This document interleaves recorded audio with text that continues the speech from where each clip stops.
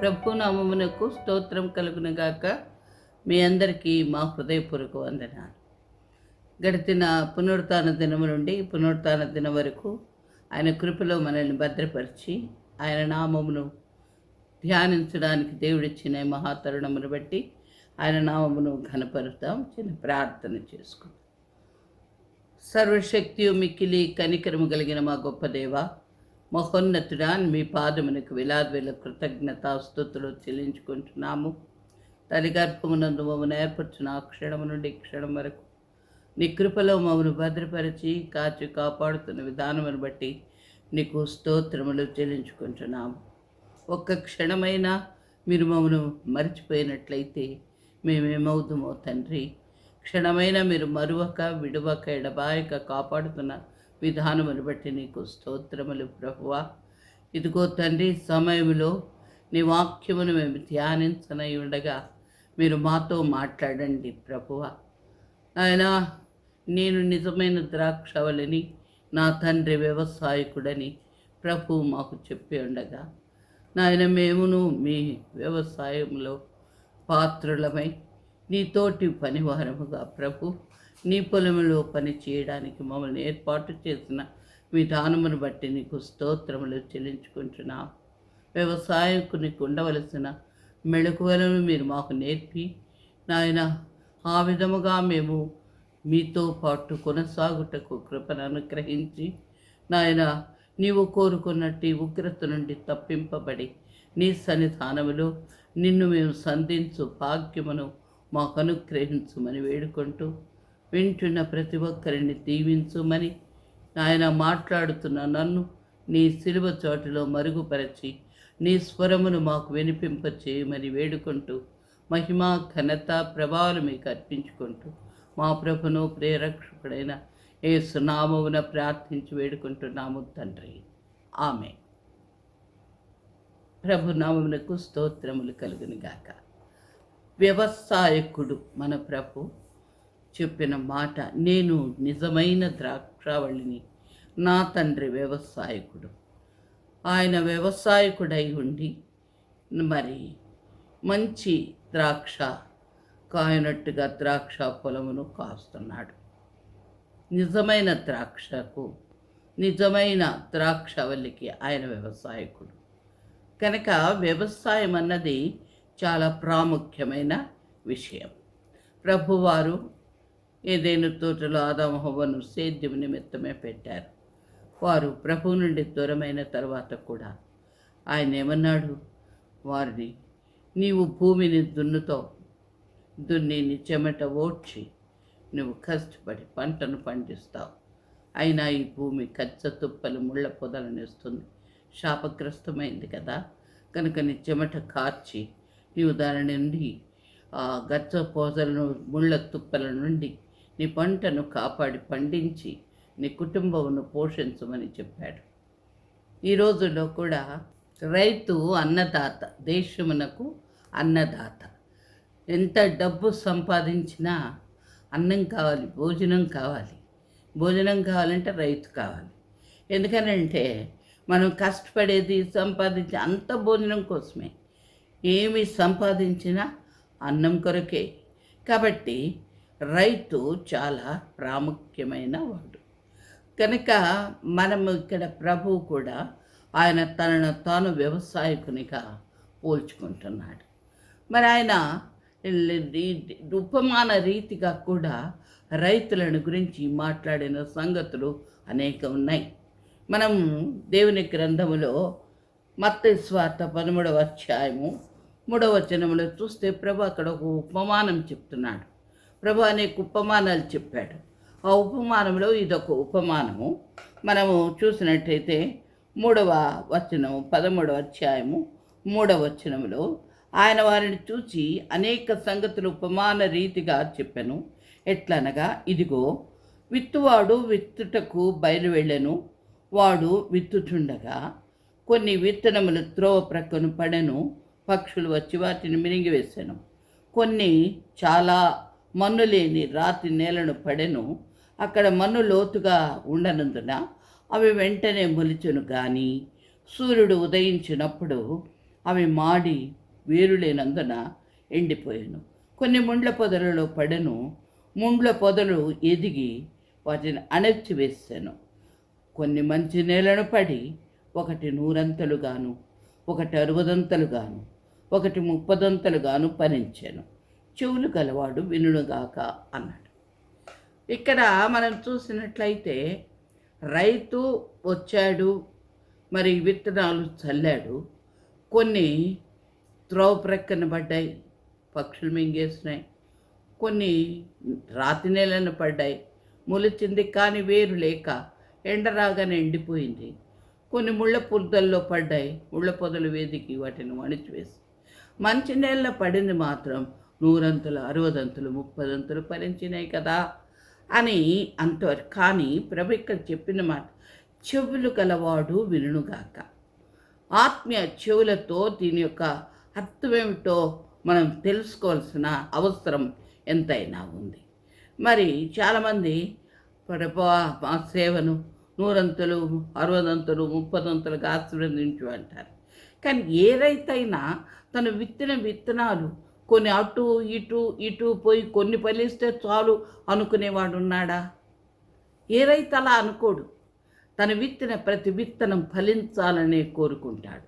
కానీ ఈ రైతు కొన్ని అటు ఇటు పోయినాయి, కొన్నే ఫలించినాయి, 3 వంతులు పోయినాయి, ఒక్క వంతే ఫలించింది. ఒక వంతు త్రోవ ప్రక్కన, ఒక వంతు రాత్రి నేలన, ఒక వంతు ముళ్ళ పొదన పడతాయి, ఒక వంతు ఫలిస్తే చాలని తృప్తి పడే రైతు ఎవరైనా ఉన్నాడా అని మనం ఒక్కసారి ఆలోచించవలసిన అవసరం ఉంది. ఏ రైతు కూడా అట్లా ఆలోచించాడు. చూడండి, త్రోవ ప్రక్కన పడిన వాటిని పక్షులు తినివేశను.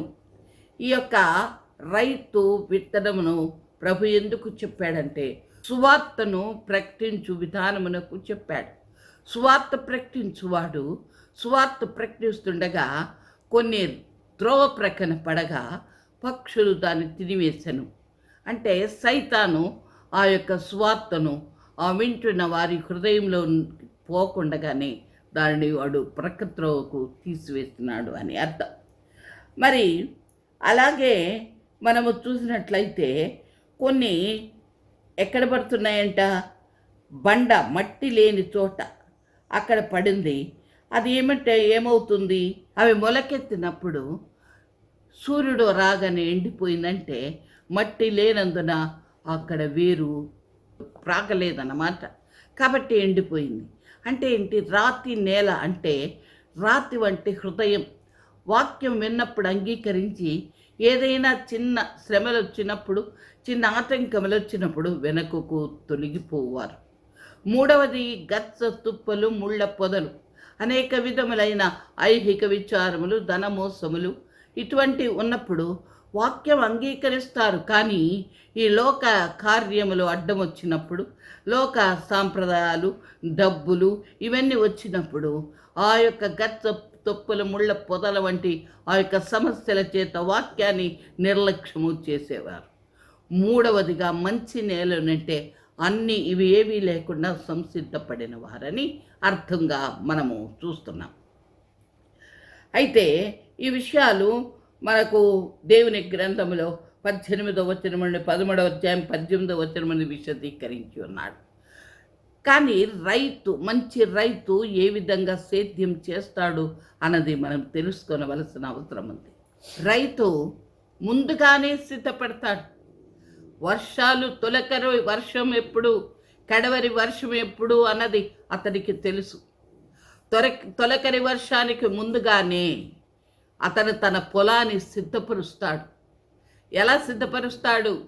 మనం చూస్తే పంట కోసేసిన బీడు పొలం ఎలా ఉంటుంది?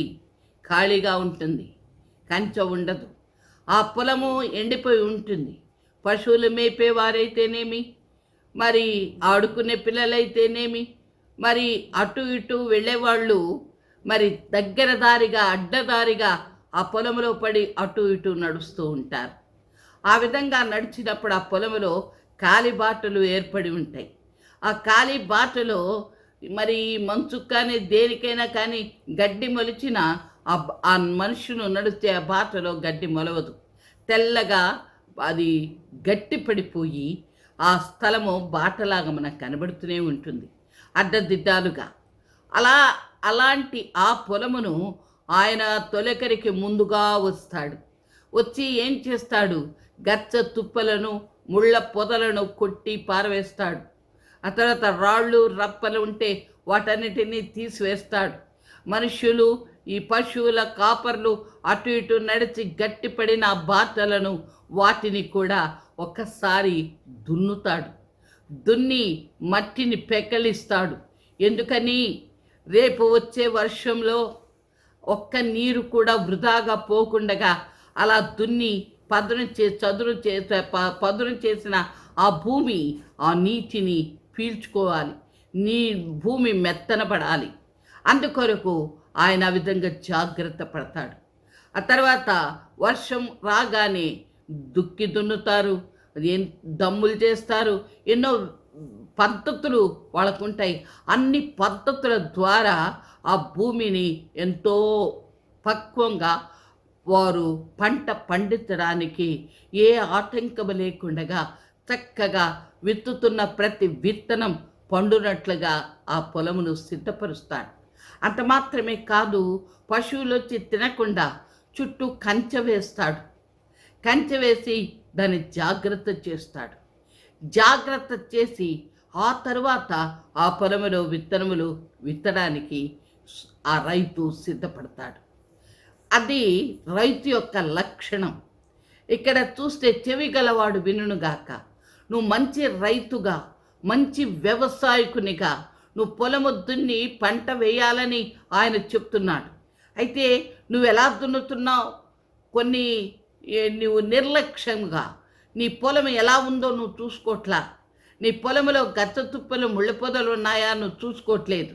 నీవు విత్తుతున్న విత్తనానికి ముందుగా ఈ విత్తనం వృధా అవ్వకుండా మొలిచే పరిస్థితులు అక్కడ ఉన్నాయా? రాతి నేలలు ఉన్నాయా? మట్టి లేని స్థలాలు ఉన్నాయా? గచ్చ తుప్పలు ముళ్ళ పొదలు ఉన్నాయా? బాటలు ఉన్నాయా? ఆ కంచె లేని పరిస్థితి ఉందా? ఇవి ఏవి నువ్వు చూసుకోకుండా నువ్వు ఒకేసారి విత్తనం తీసుకుని వెళ్ళి చల్లితే 3 వంతులు వృధా అయిపోతుంది, ఒక్కొంతే ఫలిస్తుంది. కొంచెం కూడా వృధా కాకుండా, కొంచెం కూడా వ్యర్థము కాకుండా నీవు పంట మొత్తము చల్లి పంట మొత్తం చేతిలోకి రావాలనుకున్నప్పుడు నువ్వేం చేయాలి? జాగ్రత్త తీసుకోవాల్సిన అవసరం ఉంది. ఆ విధముగా ఆ పొలమును సిద్ధపరచడానికి ఆ రైతు రాత్రి పగళ్ళు ప్రయాసపడతాడు. సమయముల యందు ప్రయాసపడతాడు.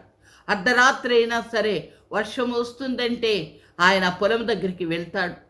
మరి ఆ వెనకటి రోజుల్లో మరి ఈ లైట్లు, ఈ కరెంటు ఇవి లేని రోజుల్లో ఆ కటిక చీకట్లో కూడా రైతులు, పొరుగు ఉన్నవాళ్ళు, ఇరుగున ఉన్న అందరూ కలిసి ఒక జట్టుగా దివిటీలు పట్టుకొని పొలానికి వెళ్తారు. వర్షం వస్తుండగా నీరు కట్టడానికి వెళ్తారు.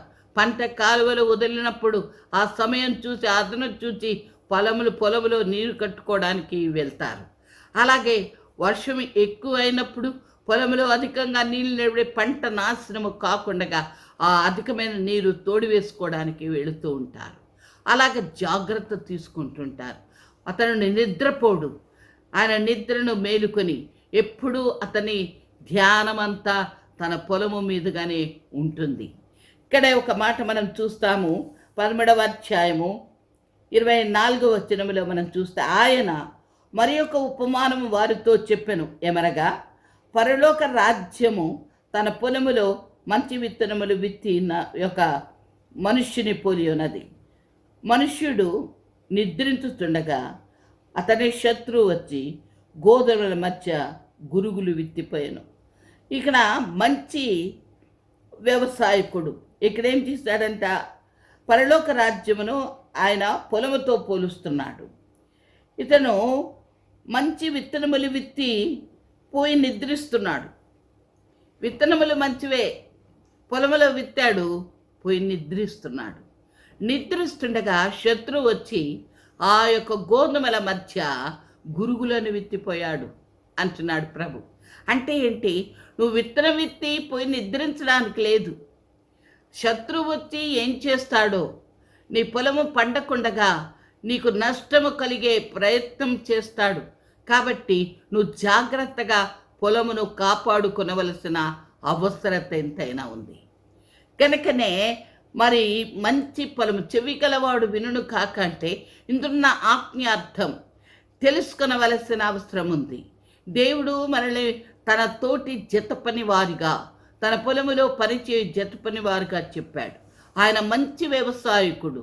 మరి మనము కూడా మంచి వ్యవసాయకులుగా ఉండాలి. మనం ఏ విధంగా పొలము దున్నుతున్నాము, మనం ఏ విధంగా సువార్త ప్రకటించడానికి ముందు మనము ఆ హృదయములను ఎలా సంసిద్ధము చేస్తున్నామన్నది మనం తెలుసుకోవాల్సిన అవసరం ఉంది.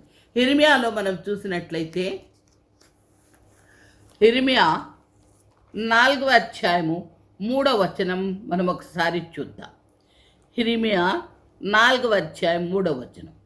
యూదా వారికిని యెరూషలేము నివాసులకును యెహోవా ఇలాగు సెలవిచ్చుచున్నాడు, ముళ్ళ పొదలలో విత్తనములు చల్లక మీ బీటి పొలములను దున్నుడి. మీరు ముళ్ళ పొదల్లో తీసుకెళ్లి విత్తనాలు ఎందుకు చల్లుతున్నారు?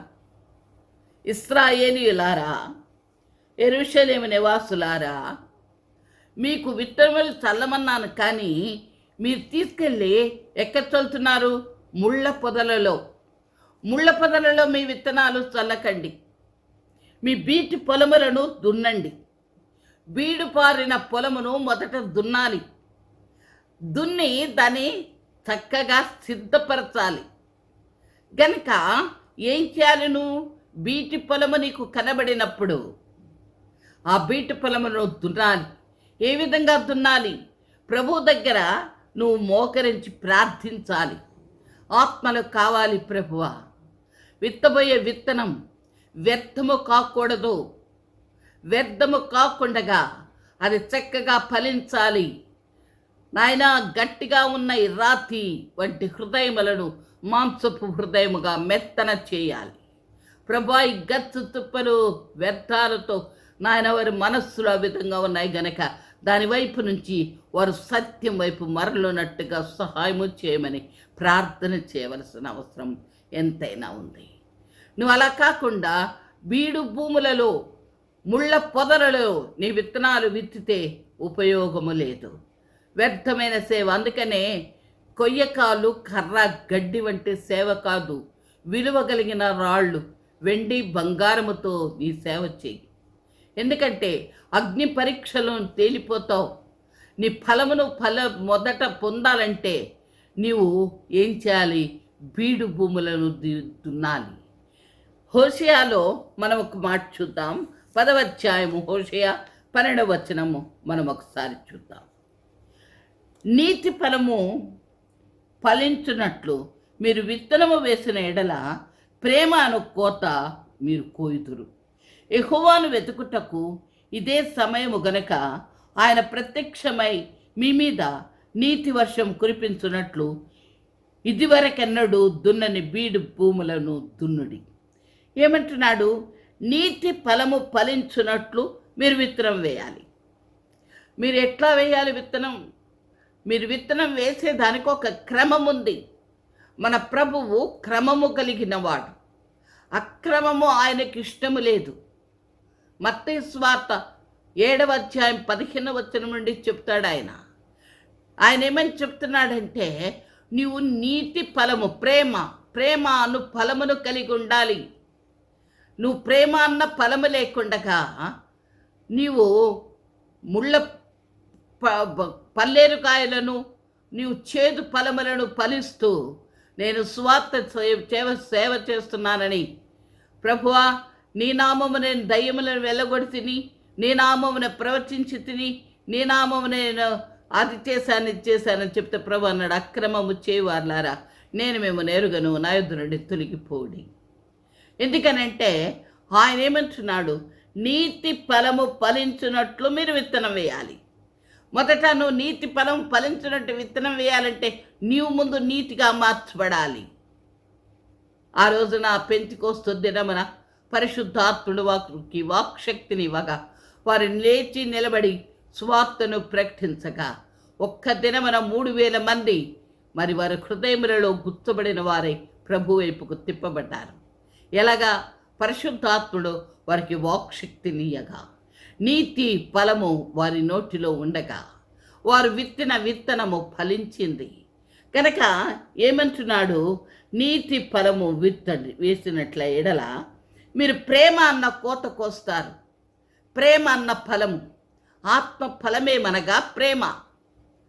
పరిశుద్ధాత్మ వలన నీవు ఈ కార్యము చేసినట్లయితే, బీడు భూములను నువ్వు దున్నినట్లయితే, ఆ పరిశుద్ధాత్మ అన్న విత్తనమును విత్తినట్లయితే, ప్రేమ అన్న ఫలమును నువ్వు కోస్తావు.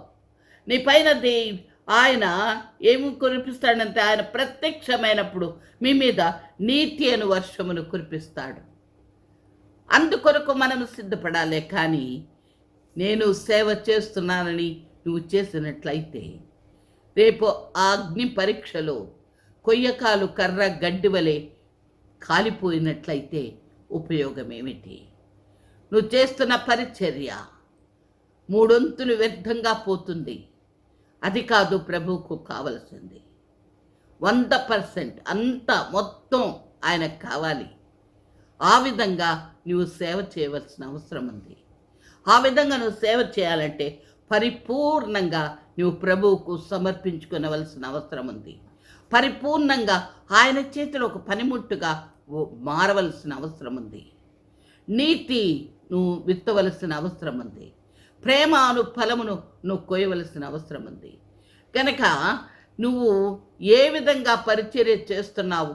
ముళ్ళ పొదలలో, గచ్చ తుప్పలలో, రాతి నేలలో, మరి దారులు కలిగిన బాటలలో నువ్వు నీ వాక్యమును, నువ్వు విత్తనమును విత్తినట్లయితే ఉపయోగము లేదన్నది తెలుసుకునవలసిన అవసరం ఉంది. 2 తిమోతి 2:6లో ఒక మాట మనం చూద్దాం. 2 తిమోతి 2:6లో మనం ఒక మాట చూద్దాం. పాటుపడిన వ్యవసాయకుడే మొదటి ఫలములో పాలు పుచ్చుకొనవలసిన వాడు. పాటుపడిన వాడే వ్యవసాయకుడే మొదటి ఫలములు పాలు పుచ్చుకొనవలసిన వాడై ఉన్నాడు. కనుక నీవు పాటుపడినట్లయితే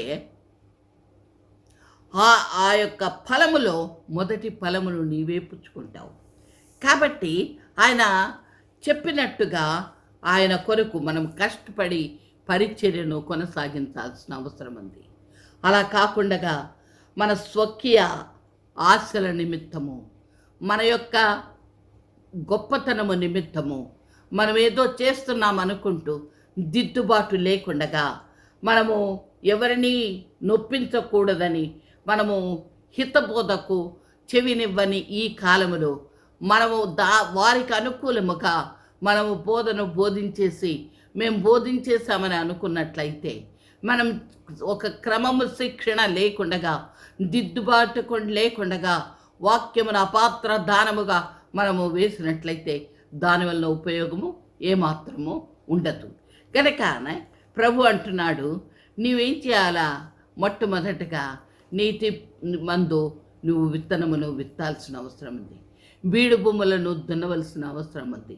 బీడు భూములను దున్నకుండగా నీవు విత్తనమును విత్తినట్లయితే దానివల్ల ఉపయోగం లేదు. 126 కీర్తనలు అంటాడు, నీవు కన్నీటితో విత్తువాడు సంతోషముతో పంట కోస్తాడు. కన్నీటితో విత్తాలి, నువ్వు దుఃఖముతో విత్తాలి. ఎందుకని? ఆత్మల సంపాదన నిమిత్తం, దేవుని నిమిత్తము, ఫలించు నిమిత్తం, ఆయనందు నిలిచి ఫలించు నిమిత్తం. చూడండి, యోహాను సువార్తలో మనం ఒక మాట చూస్తాం. 15వ అధ్యాయము 1వ వచనం, నేను నిజమైన ద్రాక్షవల్లిని, నా తండ్రి వ్యవసాయకుడు. నాలో ఫలింపని ప్రతి తీగ ఆయన తీసి పారవేను, ఫలించు ప్రతి తీగ మరి ఎక్కువగా ఫలింపవలనని దానిలోని పనికి రాని తీగలను తీసివేయును. ఎందుకని చెప్తున్నాడు ఈ మాట? వ్యవసాయకుడు ఏం చేస్తాడు? ఫలించాలని దివారాత్రములు చూస్తుంటాడు. ఫలించిన ప్రతి తీగను ఇంకా ఫలించున్నట్లు పోషిస్తాడు. ఫలింపని ప్రతి తీగను తీసి పారవేస్తాడు. అలాగే వ్యవసాయకుడు పొలములో పంట విత్తనం విత్తినంత మాత్రాన ఊరుకోడు, లేక నారు నాటినంత మాత్రాన ఊరుకోడు. ఏం చేస్తాడు? ప్రతి దినం దివారాత్రములు దాన్ని చూస్తూనే ఉంటాడు. దాని మధ్య కలుపు మొలిస్తే ఆయన ఊరుకోడు. ఆ కలుపు మొక్కలన్నిటినీ తీసివేస్తాడు. దానికి కావలసినంత నీరు అందునట్టుగా చూస్తాడు. మరి ఆ పంట వెన్నువేయాలి, ఆ పంటకు పురుగు తెగులు రాకుండా జాగ్రత్త పడతాడు. మరి ఏ సమయంలో దానికి ఏం అందించాలో దాన్ని అందిస్తాడు. పంట సరిగ్గా కోతకు వచ్చినప్పుడు దాని పనివారిని పెట్టి కోస్తాడు, కుప్పలేస్తాడు. మరి అక్కడ అతను కాపలాగా ఉంటాడు. మళ్ళీ ఆ కుప్పలు కొట్టి ఆ ధాన్యము ఇంటికి చేరు పర్యంతము అతను ఆహార్నిశ దాన్ని కాపాడుతుంటాడు. మంచి వ్యవసాయకుని యొక్క లక్షణం తన యొక్క పంట వృధా కాకూడదని దానిని జాగ్రత్త చేస్తాడు. ఆ విధముగా ఆ పంట తన కొట్టులోకి చేర్చుకునే పర్యంతం అతను ఎంతో ప్రయాసపడతాడు. అప్పుడు తన పంటను చేరిన తరువాత ఎంతో సంతోషంతో విశ్రాంతిని కానీ తీసుకుంటాడు. కాబట్టి మనము చేస్తున్న ఈ పరిచర్య, ఈ యొక్క సేద్యము, ప్రభు అన్నాడు అనేక విషయాలు ఆయన చెప్పాడు. పందెపు రంగం అన్నాడు, పరుగు పందెం అన్నాడు, జట్టి అయిన వాడు అన్నాడు. ఇవన్నీ కూడా పోరాటాలు. జట్టి అయిన వాడు పోరాడతాడు, యుద్ధ భూమిలో ఉన్నవాడు యుద్ధం చేస్తాడు. మరి పరుగు పందెంలో ఉన్నవాడు మరి గురి యుద్ధకే పరిగెడతాడు, నియమము తప్పకుండా ఉంటాడు. వ్యవసాయకుడు వ్యవసాయం చేస్తాడు. ఏది చేసినా ఇతరుల కొరకేమీ చేయడు. ఇతరుల కొరకు నేను ఈ పని చేస్తున్నాను అని చెప్పేవాడు ఎవడు ఉండడు. తన కొరకే, తనకు మెప్పు రావాలని, తను గెలుచుకోవాలని, తను బహుమతి పొందాలని, తన వృద్ధిలోకి రావాలనే చేస్తాడు. కనుక ప్రయాసపడి చేస్తాడు. ఆ బహుమతి పొందాలని తన యొక్క ప్రాణమును పణముగా పెట్టి గెలుచుకోవడానికి ప్రయాసపడతాడు. అంతేకాని ఆషామషిగా ఈ పరిచర్యను కొనసాగించాడు. అదే దేవుడు కూడా చెప్తున్నాడు, నీవు కూడా ఆ విధంగా పోరాడాలి. ఏ విధంగా పోరాడాలి?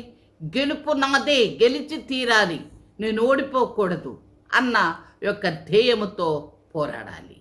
ఈ పంట నాది, ఈ పంటని నష్టపోకూడదు అన్న పట్టుదలతో నీవు వ్యవసాయం చేయాలి. దేవుడు మనకిచ్చిన పని ఇది. ఏంటి? చీకట్లో ఆశ్చర్యకరమైన తన వెలుగులోనికి పిలువబడిన ప్రతి ఒక్కరూ ఆయన స్వకీయ సంపాద్యము, సొత్తైన ప్రజలు, మరి రాజులైన యాజక వంశము. మరి మనకి ఈ యొక్క ఇంత అమూల్యమైన పనిని, ఇంత ఘనమైన పనిని ఆయన మనకు అప్పగించాడు నమ్మకముగా. ఆయన మనల్ని నమ్మినాడు. నా బిడ్డలు, నేను వ్యవసాయకుడిని, నా బిడ్డలు కూడా అట్టి వ్యవసాయకులుగా ఉండాలని. అయితే మనమేం చేస్తున్నాం? మన పరిచర్య ఏ విధంగా కొనసాగిస్తున్నాం? మనం అనుకుంటాం మనకేం సంబంధం లేదని. మరి సేవకులు ఉన్నారు, పాదిరులు ఉన్నారు, వాళ్ళు చూసుకుంటారు, మనకెందుకు అనుకుంటాం. కానీ ప్రభు అలా చెప్పలా. ఒక్కొక్కరికి ఒక్కొక్క పని ఇచ్చాడు. అయితే అన్నీ కూడా సువార్త ప్రకటనే. నువ్వు సువార్తికుడు కావచ్చు, నువ్వు కాపరివి కావచ్చు, లేక నువ్వు అపోస్తులుడు కావచ్చు, పరిచారకుడవు కావచ్చు, పరిచారకులు ఏమైనా సరే దేవుని యొక్క సువార్త వాక్యమును, బీజమును వెదజల్లడానికే పిలువబడ్డాం. వెదజల్లేది ఏ విధంగా వెదజల్లుతున్నాం? రాయి నేల కనబడిన ఆ రాతి నేలలో, ముళ్ళ పొదలు కనబడిన ఆ ముళ్ళ పొదలలో, మరి గచ్చ తుప్పలలో, బాటలలో, ఎక్కడ పడితే అక్కడ మనము చల్లేసి మేము సువార్త చేస్తున్నాం, మేము విత్తనం విత్తేసాం అని అనుకుంటే ఉపయోగం లేదు. మనం విత్తే విత్తనం, ప్రతి విత్తనము ఫలించున్నట్లుగా మనము మొదట బీడు భూములను దున్నవలసిన అవసరం ఉంది. బీడు భూమిని పదును చేయవలసిన అవసరం ఉంది. బీడు భూములలో రాళ్లను, రప్పలను, ముళ్లను, కచ్చ తుప్పలను, పొదలను నరికి బాగు చేయవలసిన అవసరం ఉంది. అటు ఇటు మనుషులు తిరిగి నీ పంట పొలమును నాశనం చేయకుండా నీ పొలమునకు కంచె వేసుకొనవలసిన అవసరం ఉంది. భక్తుడు చెప్పాడు, నీ తల మీద నుండి ఎన్ని పక్షులు ఎగిరిపోయినా ఎగిరిపోని, అటు ఇటు తూర్పు పడమర ఉత్తర దక్షిణాలు ఎటు ఎగిరినా సమస్య లేదు. కానీ అవి వచ్చి నీ తలలో గూడు పెట్టుకోకుండా చూడమన్నాడు. ఎందుకు? దుష్టుని ఆలోచనలు అటు ఇటుగా తిరుగుతూ ఉంటాయి, మన తాకుతూ ఉంటాయి. కానీ తాకితే మనకు దానివల్ల సమస్య లేదు. కానీ వాడొచ్చి మన తలలో గూడు పెట్టుకోకూడదు. గనక ఆ జాగ్రత్త మనం తీసుకోవాల్సిన అవసరం ఉంది. శత్రువు అటు ఇటుగా పోతున్నాడు, పోతే పోని, వాడు స్థావరం ఏర్పరచకుండా చూడవలసిన అవసరం ఉంది. నువ్వు ఆత్మను సంరక్షించవలసిన అవసరం ఉంది. పంట చల్లేశాను కదా, ఇంకా చాలనుకోవడానికి లేదు. ఆ పంట సక్రమముగా ఏపుగా ఎదగాలి, చక్కగా సమయమునకు వెన్నులేయాలి. మరి పంట చక్కగా చేతికి అందాలంటే ఆహర్నిశ ప్రతి క్షణం దాన్ని కాచి కాపాడవలసిన అవసరము ఉంది.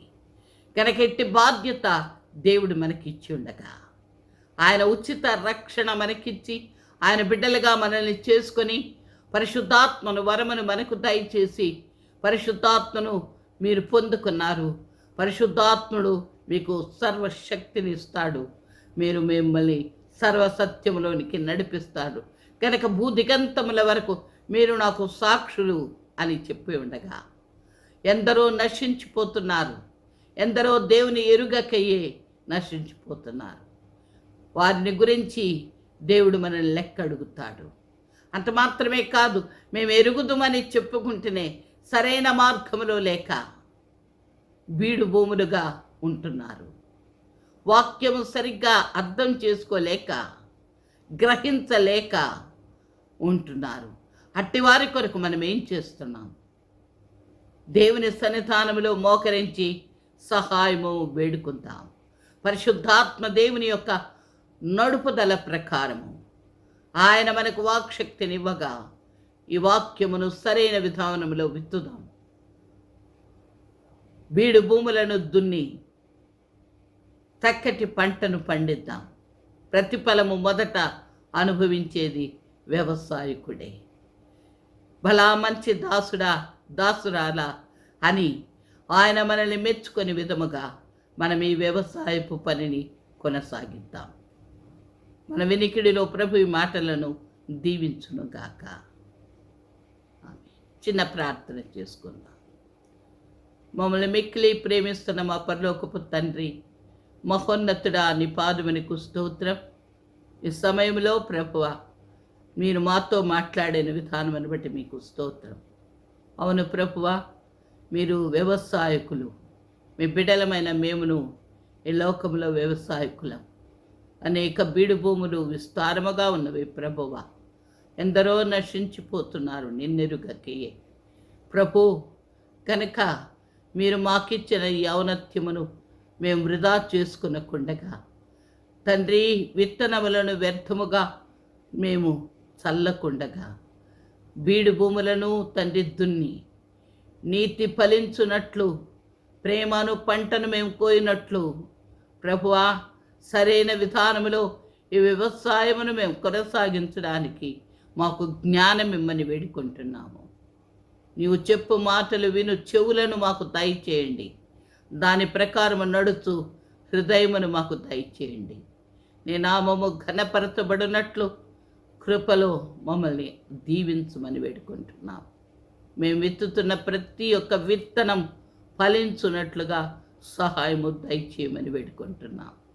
తండ్రి, సమయంలో ఎవరైతే వేదనలో, బాధలో, వ్యాధిలో ప్రభు, ఆ సమస్యలలో తండ్రి, ఇబ్బందులలో, ఇరుకులలో, నిరుత్సాహంలో, నిస్పృహలో ఉంటున్నారో ప్రతి వారితో మీరు మాట్లాడండి. ప్రతి సమస్యకు నువ్వు చాలిన దేవుడవు తండ్రి. ప్రతి వారికి నీ శాంతిని, సమాధానమును అనుగ్రహించుమని వేడుకుంటూ తిరిగి నీ కృపాసనం వద్ద విధముగా కూడు పర్యంతం నీ కృపాక్షేమములు మాకు తోడై ఉంచుమని వేడుకుంటూ మహిమ, ఘనత, ప్రభావాలు మీకు అర్పించుకుంటూ మా ప్రభును ప్రేరక్షకుడైన యేసు నామమున ప్రార్థించి వేడుకుంటున్నాము తండ్రి. ఆమేన్. మీ అందరికీ మా హృదయపూర్వక మా ఈ సందేశం మీకు దీవెనకరంగా ఉన్నట్లయితే దయచేసి సబ్స్క్రైబ్ చేయండి. ఇతరులకు ఆశీర్వాదకరంగా ఉండునట్లు షేర్ చేయండి. మీ అందరికీ దేవుని నామంలో మా హృదయపూర్వక వందనాలు.